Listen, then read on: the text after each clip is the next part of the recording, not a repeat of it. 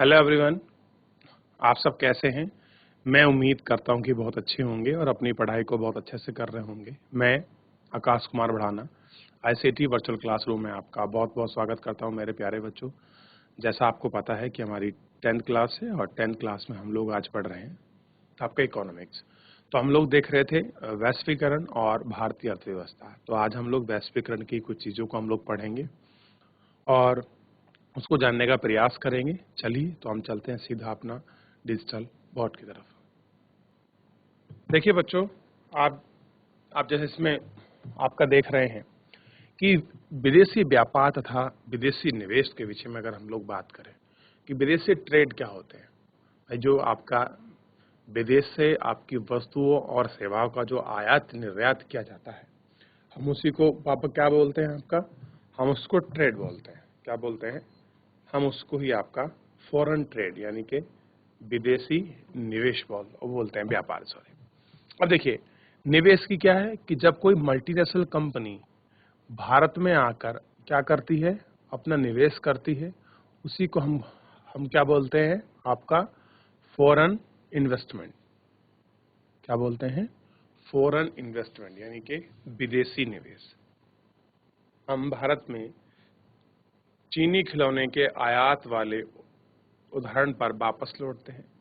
मान लीजिए कि भारत सरकार खिलौने के आयात पर कर लगा देती है, यानी कि जो चाइना से आपके खिलौने आ रहे हैं, अगर भारत सरकार उनकी आयात पर, आयात का मतलब है चाइना के खिलौने भारत में मंगवाने पर अगर वो टैक्स लगा देती है, तब क्या होगा? इसका अर्थ है कि जो इन खिलौनों को आयात करना चाहते हैं, अब उनको कर देना होगा। कर का मतलब है उनको पैसा ऐसा देना पड़ेगा, टैक्स देना पड़ेगा। कर के कारण खरीदारों की आयातित खिलौने की कीमत अधिक हो जाएगी।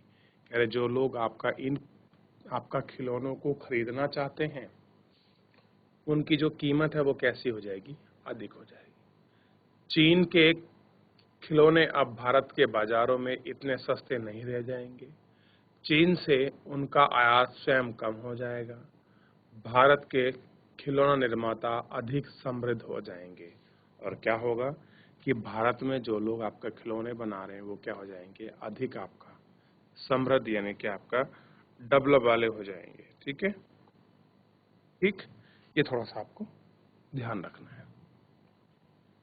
आयात पर कर व्यापार अवरोधक का एक नया एग्जाम्पल है।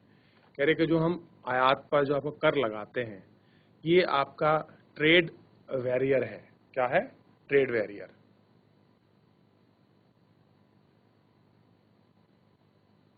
इस अवरोधक इसलिए कहा गया है क्योंकि कुछ प्रतिबंध लगते हैं। सरकारें व्यापार अवरोधक का प्रयोग विदेशी व्यापार या समृद्धि आप कटौती करने और देश के किस प्रकार की वस्तु कितनी आयातित होनी चाहिए, यह निर्माण करने आपका कर सकती हैं। क्या कर सकती हैं? उनका आपका निर्माण कर सकती हैं, उनको देख सकती हैं। स्वतंत्र भारत के बाद भारत सरकार ने विदेशी व्यापार एवं विदेशी निवेश पर प्रतिबंध लगाना रखा था। देश के उत्पादकों को विदेशी प्रतिस्पर्धा से संरक्षण प्राप्त करने के लिए यह अनिवार्य माना गया कि 1950 और 1960 के दशक के में उद्योगों का उदय हो रहा है। इस अवस्था में आयात से प्रतिस्पर्धा इन उद्योगों को बढ़ने नहीं देती, इसलिए भारत ने केवल अनिवार्य चीजें जैसे मशीन, उर्वरक और पेट्रोलियम के आयात ही अनुमति दिया। ध्यान रखिए कि सभी विकासशील देशों ने विकास के प्रारंभिक चरणों में घरेलू उत्पादकों को विभिन्न तरीकों से संरक्षण किया। क्या करा कि जो आपके विभिन्न आपके पहलू हैं और आपकी चीजें हैं, उनसे क्या किया? उनको आपका उन सारे तरीके से उनको संरक्षित किया। भारत में करीब 1991 के प्रारंभ से नीतियां के कुछ दूरगामी परिवर्तन किए गए। सरकार ने यह निश्चय किया कि भारतीय उत्पाद के लिए विश्व के उत्पादों से प्रतिस्पर्धा करने का समय आ गया है। देखिए 1991 में उन्होंने डिसाइड किया कि जो इंडिया में आपकी चीज़ बन रही है, अब उनका क्या होना चाहिए? वर्ल्ड लेवल पर उनका कंपटीशन होना चाहिए।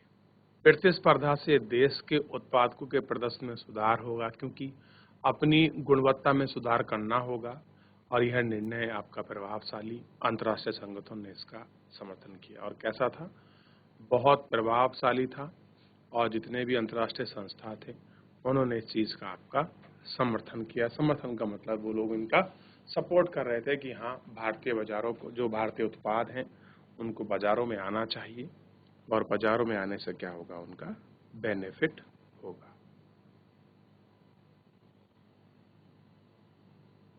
ठीक, ये सारी चीज़ें आपकी चल रही थी और इसी पर आपको थोड़ा सा ध्यान भी रखना है।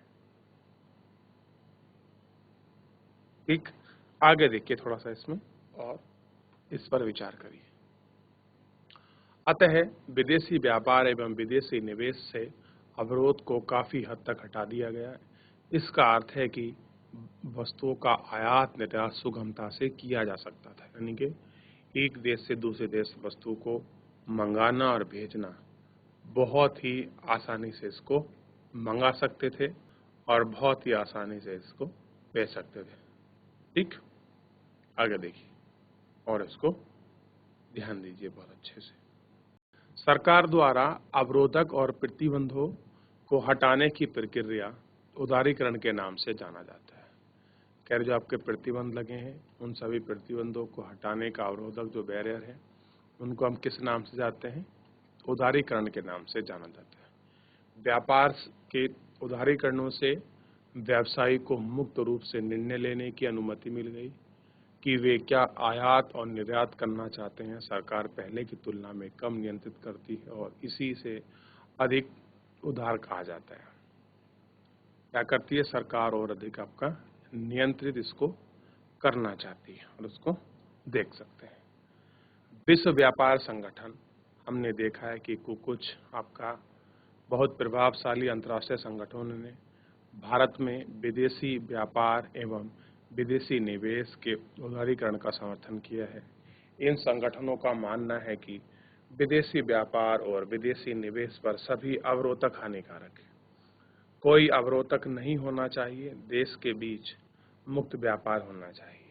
ठीक, वस्तुओं के सभी देशों की अपनी नीतियां उदार बनानी चाहिए और कह रहे हैं जो अपनी नीतियां हैं सभी देशों के साथ उदार, मतलब उनमें आपका लिबरलाइजेशन होना चाहिए। ऐसा नहीं कि हम उस देश से व्यापार नहीं करेंगे, ये वस्तु नहीं मंगाएंगे, हम इतना टैक्स बैरियर लगा देंगे। तो इस तरह की चीज़ें जो हैं आपकी नहीं होनी चाहिए। अगर हम ऐसा करते हैं तो देखिए इससे हमारा कुछ फर्क पड़ेगा।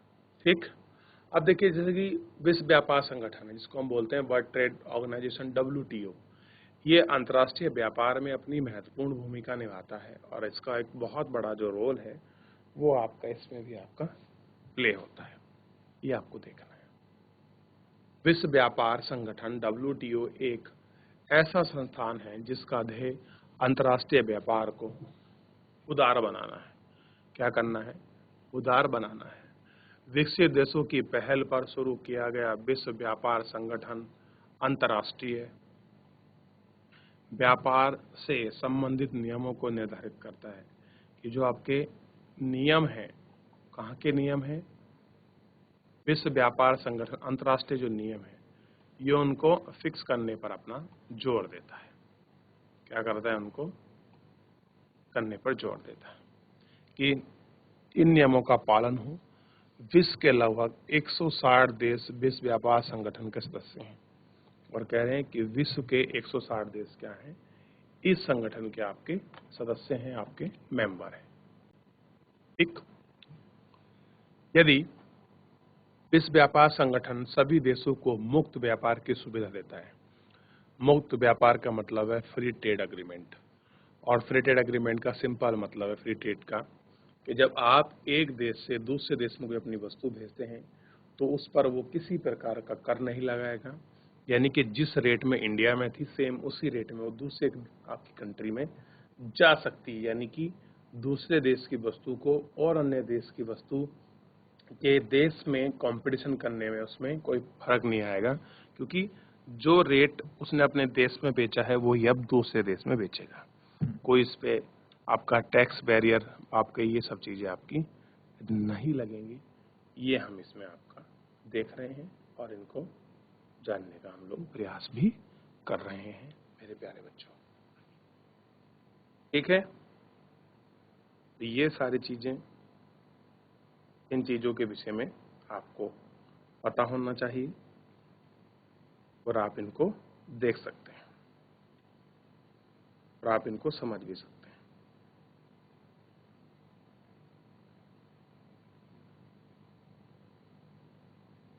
ठीक है, चलिए गौर करिए इस पर और कुछ अगर बनता है तो आप बताइए।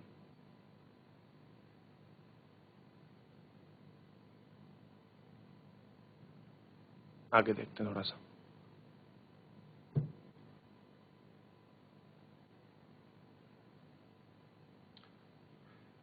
व्यापार व्यवहारों पर वाद विवाद, कह रहे जो व्यापार के जो विवाद हैं उन पर कुछ वाद विवाद है, उन पर हम लोग बात करते हैं। अध्याय 2 में देखा है कि भारत में अधिकांश रोजगार और सकल घरेलू उत्पाद यानी कि जीडीपी का महत्वपूर्ण भाग कृषि क्षेत्र प्रदान करता है। इसकी तुलना में विकसित देश जैसे अमेरिका के सकल घरेलू उत्पाद में कृषि का हिस्सा मात्र 1% है और कुल रोजगार में 0.5% है। फिर भी अमेरिका के कृषि क्षेत्र में कार्यरत इतने कम प्रतिशत लोग अमेरिकी सरकार से उत्पादन और दूसरे देशों को निर्यात करने के लिए बहुत अधिक धनराशि प्राप्त कर सकते हैं। इस भारी धनराशि के कारण अमेरिका के किसान अपने कृषि उत्पादों को असाधारण रूप से कम कीमत पर बेच सकते हैं। अधिशेष कृषि उत्पाद को दूसरे देशों के बेच कीमत पर बेच जा सकता है, जो इन देशों के कृषकों को बुरी तरह से प्रभावित करते हैं। यही कारण है कि विकासशील देश विकसित देशों के सरकारी सवाल कर रहे हैं। हम विश्व व्यापार संगठन के नियमों के अनुसार व्यापार अवरोधों को कम कर रहे हैं, लेकिन आप लोगों ने विश्व व्यापार संगठन के नियमों को नजरअंदाज आपका कर दिया है और अपने किसानों को भारी धनराशि देना बरकरार रखा है। आप लोग ने हमारी सरकार को अपने किसानों की सहायता बंद करने को कहा है, परंतु आप स्वयं ही यह काम कर रहे हैं। क्या यह मुक्त और न्याय संगत व्यापार है? अब देखिए, ये कॉटन कल्टीवेशन हो रहा है, आपको थोड़ा सा ध्यान देना चाहिए। संयुक्त राज्य अमेरिका एक आदर्श कपास क्षेत्र जिसमें हजारों एकड़ भूमि में, जिसका स्वामित्व एक बड़ी कॉर्पोरेट कंपनी के पास है। देखिए किस तरह से हजारों एकड़ कंपनी में आप क्षेत्र में आपका क्या उगाई जा रही है, आपका बच्चों कपास उगाई जा रही है। आप इस कपास को देख सकते हैं। आगे ध्यान दीजिए और इन पर विचार करें। क्या करें? इन पर हम लोग आपका विचार करते हैं। भारत में वैश्वीकरण का प्रभाव। विगत 20 वर्षों में भारतीय अर्थव्यवस्था के वैश्वीकरण ने एक लंबी दूरी तय की है। इसका लोगों के जीवन पर क्या प्रभाव पड़ेगा, हम कुछ प्रमाण यानी कि एग्जाम्पल को समझ सकते हैं। वैश्वीकरण के उत्पाद स्थानीय एवं विदेशी दोनों के बीच वृहद प्रतिस्पर्धा से उपभोक्ता को, विशेषकर शहरी और धनी वर्गों के उपभोक्ताओं को लाभ हुआ है। इन उपभोक्ताओं के समक्ष पहले से अधिक विकल्प हैं और वे अनेक उत्पाद की उत्कृष्ट गुणवत्ता और कीमत से लाभान्वित हो रहे हैं। परिणाम स्वरूप ये लोग भारत की तुलना में आज अपेक्षाकृत उच्चतर जीवन का आनंद ले रहे हैं। उत्पादकों और श्रमिकों पर वैश्वीकरण का एक समान प्रभाव नहीं पड़ा है। पहला, विगत 20 वर्षों में बहुराष्ट्र कंपनियों ने भारत में अपने निवेश में वृद्धि की है, जिसका अर्थ है कि भारत के निवेश करना चाहिए और लाभप्रद रहे। बहुराष्ट्र कंपनी ने शहरी इलाकों के उद्योग जैसे सेल फोन, मोटर गाड़ी, इलेक्ट्रॉनिक उत्पाद, ठंडे पेयजल पदार्थ, जंक खाद्य पदार्थ, बैंकिंग जैसी सेवाओं में निवेश की रुचि दिखाई है। इन उत्पादों के अधिकांश खरीदार संपन्न वर्ग के लोग हैं। इन लोगों और सेवाओं में नए रोजगार उत्पन्न हुए हैं। साथ ही इन लोगों को कच्चे माल इत्यादि तक करवाने का स्थायी कंपनी का क्या है, समृद्ध हुई है, क्या स्थायी। अतः वैश्विक जीवन शैली जिसका आप सपना देखा है, क्या देखा है, जिसका सपना देखा है, कि आप जिस ग्लोबलाइजेशन की बात कर रहे हैं और जिस ग्लोबलाइजेशन का आप सपना देखते हैं वो सपना क्या है, इसमें उसको थोड़ा सा समझाने का जो है वो प्रयास इसमें किया गया है। ठीक, आप इसको समझ सकते हैं, इसको देख सकते हैं। विदेशी निवेशक आकर्षित होने के लिए उठाए गए कदम। हम भारत में या आपका किसी देश में अगर फॉरेन आपका इन्वेस्टमेंट चाहते हैं तो उसके लिए है हम आपके इन्वेस्टर को लुभाने के लिए कौन कौन से आकर्षक आपके कदम उठाते हैं, उनको थोड़ा सा आपका देखना चाहिए और आपको समझना चाहिए।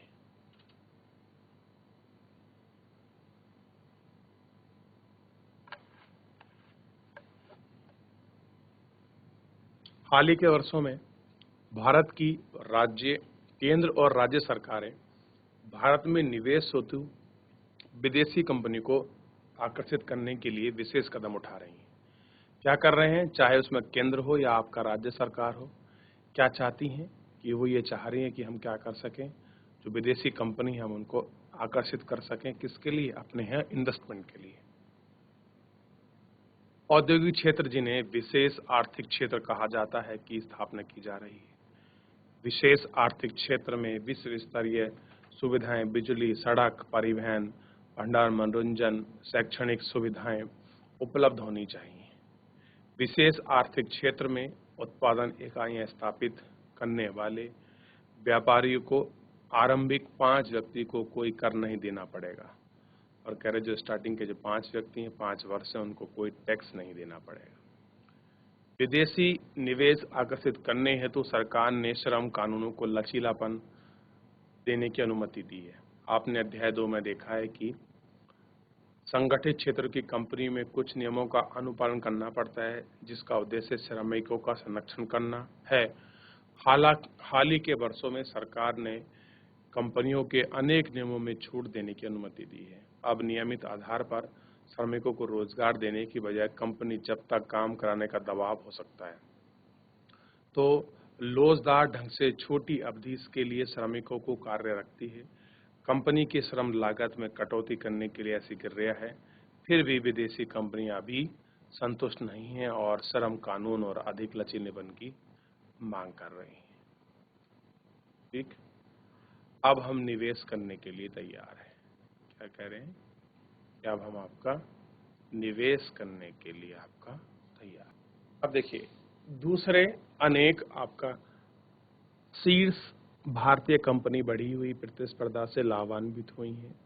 इन कंपनियों ने नवीन प्रौद्योगिकी उत्पादन प्रणाली में निवेश किया है और अपने उत्पादन मानकों को ऊंचा उठाया है। कुछ ने विदेशी कंपनियों के साथ सफलतापूर्वक सहयोग कर लाभ अर्जित किया है। इसमें आगे वैश्वीकरण ने कुछ बड़ी भारतीय कंपनी को भारतीय कंपनियों के रूप में उभरने का योगदान बनाया है। टाटा मोटर्स मोटर गाड़ियाँ, FOIT, रैन वैक्सीन, दवाई, एशियन पेंट, सुंदरम फार्निस, नट एंड बोल्ट ने कुछ भारतीय कंपनी है। कह रही है कुछ ऐसी भारतीय कंपनी है, इन्फोसिस वगैरह जो IT की कंपनी है, रैन वैक्सी जो आपके दवाई की है, एशियन पेंट जो पेंट बनाती है, सुंदरम फार्निस आपका नट एंड बोल्ट, कुछ ऐसी कंपनी है जो आप शीर्ष कंपनी के रूप में विश्व में उभर कर सामने आ रही है, जो विश्व स्तर पर अपने क्रियाकलापों का प्रसार कर रही है। क्या कर रही हैं, उनको प्रसार कर रही हैं। वैश्वीकरण ने सेवा प्रदाता कंपनी, विशेषकर सूचना और प्रौद्योगिकी वाली कंपनियों के लिए नए अवसर का सर्जन किया है। भारतीय कंपनी द्वारा लंदन स्थित कंपनी के लिए पत्रिका का प्रशासन और कॉल सेंटर इसके एग्जाम्पल है। कैसे हैं कि हमारी सूचना एंड प्रौद्योगिकी कितनी अच्छी है, इंफॉर्मेशन आपका टेलीकम्युनिकेशन, आप इसका एग्जाम्पल समझ सकते हो, आप इसका एग्जाम्पल अच्छे से देख सकते हो कि किस प्रकार की ये चीजें हैं। ठीक, और इसको समझ भी रहे हैं। ठीक है, वैश्वीकरण ने सेवा प्रदाता कंपनी, विशेषकर सूचना प्रौद्योगिकी वाली कंपनी के नए अवसर जो है इसमें दिए हैं। एग्जाम्पल आप देख चुके हैं कि कॉल सेंटर और पत्रिका किस चीज़ से इसके रूप में हमारे सामने थे। हमने इन एग्जाम्पल्स को पढ़ा कि कैसे आपकी जर्मन मतलब लंदन से कैसे आपके न्यूज़ आती थी उस न्यूज़ को यहाँ कैसे आपका उसको छापा जाता था, फिर कोई भी करेक्शन लंदन से होता था, फिर उस मैगजीन को शाम को लोड कर कर हम कहाँ भेज देते थे आपका, वापस एयरप्लेन के माध्यम से, वायुयान के माध्यम से हम उसको लंदन आपका भेज दिया करते थे। ठीक, अब देखिए इसके अतिरिक्त जो हम लोग डाटा एंट्री वाली चीज़ें हैं, लेखाकरण, प्रशासनिक कार्य, इंजीनियरिंग कार्य जैसी कई सेवा देशों में अब सस्ते में उपलब्ध हैं और विकसित देशों को निर्यात की जाती हैं। कैसी हैं? बहुत सस्ते में उपलब्ध हैं हमारे पास, और हम लोग क्या करते हैं, विदेशों को इन्हें बहुत सस्ते में आपका इनको उपलब्ध करा रहे हैं और इनको सस्ते में हम लोग इनको दे रहे हैं। थोड़ा सा हमें इन पर आपका गौर भी करना चाहिए। तो इतना पढ़िए और इसको समझने का बाप का प्रयत्न कीजिए। ठीक है, और देखिए किस प्रकार की सारी चीजें। तो यहां तक देख लिया। चलिए, छोटे उत्पादक यानी कि जो कुछ छोटा मोटा आपका प्रोडक्शन करते हैं, प्रतिस्पर्धा करो या नष्ट हो जाओ, वैश्वीकरण की बड़ी संख्या में छोटे उत्पादकों और श्रमिकों के लिए बड़ी चुनौती खड़ी कर दी। कह रहे छोटे छोटे जो कॉम्पिटिटर हैं और जो उत्पादक हैं उनके लिए एक बहुत बड़ी आपकी समस्या जो है हमारे सामने खड़ी कर दी है। रवि को यह अपेक्षा नहीं थी कि उसे एक उद्योगपति के रूप में अपने जीवन की छोटी अवधि में ही संकट का सामना करना पड़ेगा। रवि ने सन 1992 में तमिलनाडु में एक औद्योगिक शहर होसपुर में सह्याद्री का निर्माण करने अपनी कंपनी शुरू किया के लिए बैंक से ऋण लिया। संधारित्रियों का इस्तेमाल ट्यूबवेल, टेलीविजनों सहित अन्य घरेलू इलेक्ट्रॉनिक उपकरण में होता है। 3 वर्षों के भीतर यह अपने उत्पाद का विस्तार करने में सक्षम हो गया और उसी कंपनी में 20 कर्मचारी काम करने लगे। और क्या हो गया कि कम से कम आपको जो 20 कर्मचारी हैं उसी कंपनी में आपको काम करने लगे।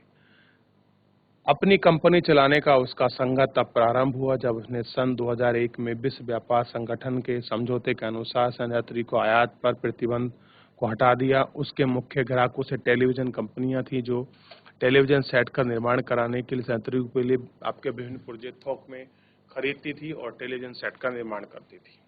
किंतु बहुराष्ट्र कंपनियों के ब्रांड से प्रतिस्पर्धा ने भारतीय टेलीविजन कंपनियों को बहुराष्ट्र कंपनियों के लिए संयोजन का कार्य के लिए विश्वास कर दिया। उनमें से कुछ जब संयंत्र खरीदती थी तो उनका आयात करना पड़ता था क्योंकि आयातित कीमतों का कीमत रवि जैसे लोग द्वारा निर्धारित कीमत से आधी थे, कि जो कीमत दी गई है उन कीमतों से आधी थे। अब रवि वर्ष 2000 में निर्मित संयंत्र को आधे से भी कम का उत्पादन निर्माण करके उसे केवल 7 श्रमिक कर दिए। रवि के अनेक दोस्त जो हैदराबाद और चेन्नई में इसी व्यवसाय में थे उनकी इकाइयां बंद हो चुकी थी, यानी कि एक ऐसी तरफ था कि जिनकी आपकी यूनिट आपके बंद होने की कगार पर खड़ी थी और वहीं वो आपके दूसरे लोग थे जो इसके विषय में आप क्या कर रहे थे, आपका लाभ कमा रहे थे, आपका प्रॉफिट देख रहे थे। उपरोक्त कार्य परिस्थिति और श्रमिकों की आपके कठिनाई ने भारतीय औद्योगिक इकाई और आपका सेवाओं में सामान्य बात हो गई थी। आज अधिकांश श्रमिक असंगठित क्षेत्र में नियोजित हैं। यही नहीं, संगठित क्षेत्र में क्रम से कार्य परिस्थिति संगठित का सामना होती जा रही है। संगठित क्षेत्र के श्रमिकों जैसे सुशीला को अब कोई संरक्षण नहीं मिला हुआ है, जिनका वह पहले उपभोग करती थी, आपका उपभोग करती थी। न्याय संगत वैश्वीकरण के लिए संघर्ष है। उपयुक्त प्रमाण यह संकेत देते हैं कि वैश्वीकरण सभी के लिए लाभप्रद नहीं है। शिक्षित, कुशल और संपन्न लोगों के वैश्वीकरण से मिले न्याय अवसरों को सर्वोत्तम उपयोग किया जाए और अनेक लोगों को लाभ का हिस्सा न मिल सके। क्योंकि वैश्वीकरण अब एक सच्चाई है, तो वैश्वीकरण को अधिक न्याय संगत कैसे बनाया जा सके। न्याय संगत वैश्वीकरण सभी के अवसर प्रदान करेगा और यह निश्चित भी करेगा कि वैश्वीकरण के लोगों को बराबर बेहतरी हिस्सेदारी हो। सरकार इसे संभव बनाने के में महत्वपूर्ण भूमिका निभा सकती है। इनकी नीतियों में केवल धनी और प्रभावशाली लोग ही नहीं बल्कि देश के सभी लोगों के हितों का संरक्षण करना चाहिए। आपने सरकार द्वारा दिए जाने वाले कुछ उपायों के बारे में पढ़ा है, जैसे सरकार यह निश्चित कर सकती है कि श्रम कानून का उचित आपका कार्यान्वयन हो और श्रमिकों को अपना अधिकार मिले। यह छोटे उत्पाद का कार्य निष्पादन में आपका सुधार उस मदद तक कर सकती है जब वे प्रतिस्पर्धा के लिए सक्षम ना हो। यदि जरूरी नहीं तो सरकार व्यापार और निवेश अवरोधक का उपयोग कर सकती है। यह न्याय संगत नियमों विश्व व्यापार संगठनों से समझौता कर सकती है। विश्व व्यापार संगठन में विकास देशों के वर्चस्व के विरुद्ध समान हितों वाले विकासशील देशों को मिलाकर लड़ना होगा। क्या करना होगा? विकासशील जो देश हैं उनको मिलाकर आपके सारी चीजों को लड़ना होगा। विगत कुछ वर्षों में बड़े अभियानों और जन संगठनों के प्रतिनिधियों ने विश्व व्यापार संगठन के व्यापार निवेश संबंधी महत्वपूर्ण नियमों को प्रभावित किया है और यह प्रदर्शन करता है कि जनता भी न्यायपूर्ण वैश्वीकरण के संघर्ष को महत्वपूर्ण भूमिका आपकी निभा रही है। क्या कर रही है? जो चीजें हैं वो आपका महत्वपूर्ण संघर्ष निभा रही है। तो चैप्टर जो है बच्चों वो आपका समाप्त हो चुका है। चैप्टर में अब कुछ नहीं है। कल हम इसके प्रश्न उत्तरों को थोड़ा सा आपका देख लेंगे और इस पर बात कर लेंगे कि कैसे आपका वैश्विक स्तर पर और बड़े मार्क्स लेवल पर ये कंपटीशन है, ये चीजें हो रही हैं, तो इनको समझने का, इनको जानने का। तो अगर कोई चीज ऐसी है जो बच्चों आपको समझ नहीं आई है तो मेरे प्यारे बच्चों आप मुझसे लाइव जुड़कर चैट के माध्यम से आप अपनी क्वेरी को, आप अपने प्रश्न को मुझसे पूछ सकते हैं। देखिए, सारांश को एक बार आप जरूर पढ़ें कि हमने इसमें किन चीज़ों को पढ़ा है और आपका किन चीज़ों को हमने इनमें देखा है और इन चीज़ों को आपका जानने का भी थोड़ा सा आपका इसमें से प्रयास करें कि क्या ये सारी चीज़ें हो सकती हैं, किस प्रकार की हैं। ठीक है मेरे प्यारे बच्चों, क्लियर है? इनको पढ़िए, इनको समझिए और इनको देखिए। ठीक, इसको देख लीजिए और देखने का प्रयास करिए। तो बच्चों, आज के इस आपके लेक्चर में हमने पूरे अपने टॉपिक को बहुत अच्छे से आपका समाप्त कर लिया। जो आपके विदेशी व्यापार, इन सारी चीज़ों को हमने बहुत अच्छे से पढ़कर समझा और उसको जानने का प्रयास किया। क्या चीज़ें किस प्रकार थीं, एक एक को हमने बहुत अच्छे से देखा। तो बच्चों, मैं उम्मीद करता हूं कि मेरे प्यारे सभी बच्चे लेक्चर को घर से पर जाकर एक बार अच्छे से पढ़ेंगे। कोई भी आपका डाउट या कमेंट बनता है तो आप मुझसे कल सबसे पहले लाइव जुड़कर चैट के माध्यम से आप अपनी क्वेरी को, आप अपने प्रश्न को मुझ तक भेज सकते हैं। कोई भी स्कूल का कोई भी बच्चा। तो कल बच्चों हम इस चैप्टर के प्रश्न उत्तर करेंगे। फिलहाल आज के लिए इतना ही, मिलते हैं नेक्स्ट लेक्चर में। तब तक अपना ध्यान रखिए, स्वस्थ रहिए और अपनी पढ़ाई को बहुत अच्छे से करते रहिए। मुझसे जुड़ने के लिए आपका बहुत बहुत धन्यवाद।